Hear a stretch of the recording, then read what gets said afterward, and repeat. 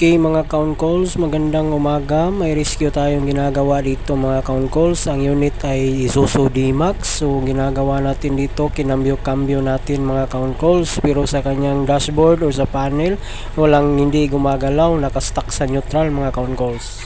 So okay mga count calls, binaklas ko na yung cover at sa pagbaklas natin sa cover, ito ang nakita natin. So yan ang problema mga count calls kung bakit tayo ma-ship sa Claybang gears. So gumamit tayo nito mga count calls. At yan ang ating ginawang lock at ito yung resulta mga count calls. Iyan ang lock natin ginawa mga count calls. So pagkatapos natin gawan ng lock at solusyon ang problema mga count calls, ito na ang resulta ng ating ginawa mga count calls.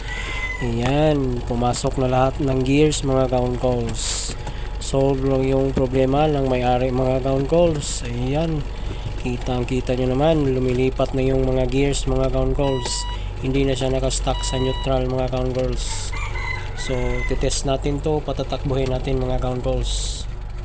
So ito na mga count calls, test drive tayo, Atras Avante. So ayan mga count calls, kitang-kita natin ang mukha ni ma'am, ng sayang-saya niya na umaatras at umaabanti na ang kanyang sasakyan mga count calls. So ito, pinatakbo namin ng straight. So yan, goods na ang unit mga count calls.